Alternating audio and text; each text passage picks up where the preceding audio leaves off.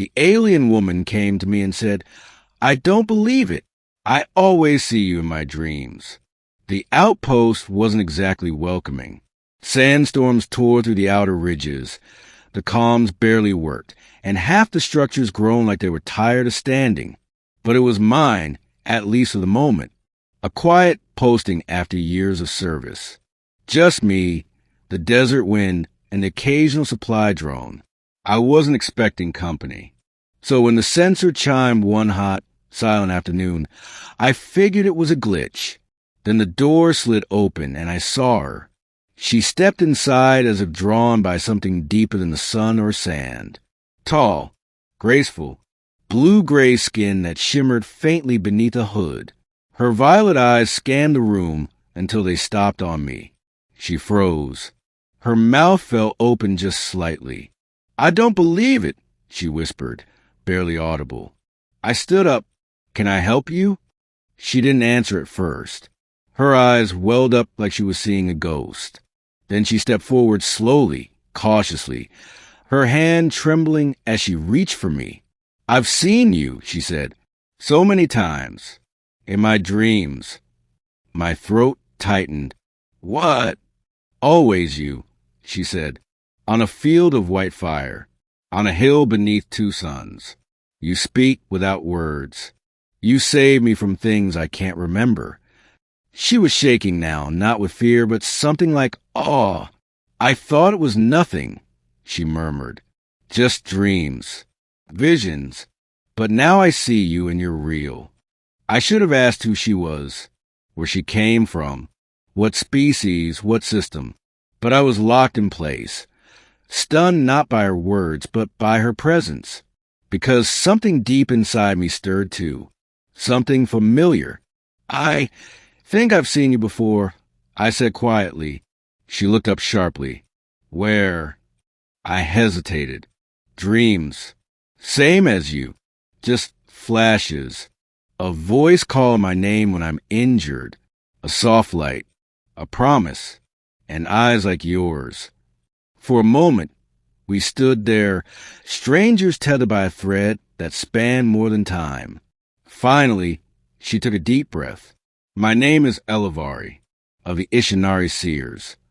"I'm Reed," I replied. "Just a human. No title. Not just anything," she said. "You are exactly as I remember." She reached out again, gently brushing her fingers against my hand. A wave of warmth spread through me, like memory but not mine. Hers? Ours? "I was trained to interpret dreams," she said. "Most are fragments, echoes of stress or past lives. But sometimes, rarely, the soul remembers something not from before, but from what is to come. Like a prophecy, more like a connection that hasn't fully happened yet. A bond forming before the meeting." She looked at me again, more certain now. Our souls recognized each other before we did. I chuckled nervously. "That's a lot to believe before lunch." She smiled. "You always say things like that in my dreams, too." I stared at her. "So why now? Why are you here?" "I was passing through the system. My ship malfunctioned. We landed near your outpost for emergency repairs. But the moment I stepped off, I felt it, something calling me, pulling me here."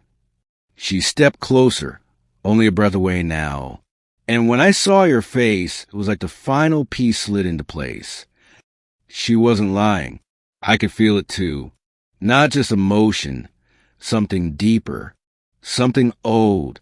She placed her palm over my chest. "There's a legend among my people that sometimes when the stars align, two lives braided across the cosmos can finally find each other in flesh. And when that happens, they change each other, for better or forever." The wind howled outside, but in here, everything was still. We sat together after that.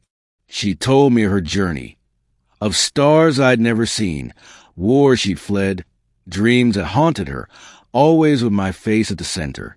I told her of battles I'd barely survived, of quiet nights staring at the sky, wondering why I always felt like someone was missing.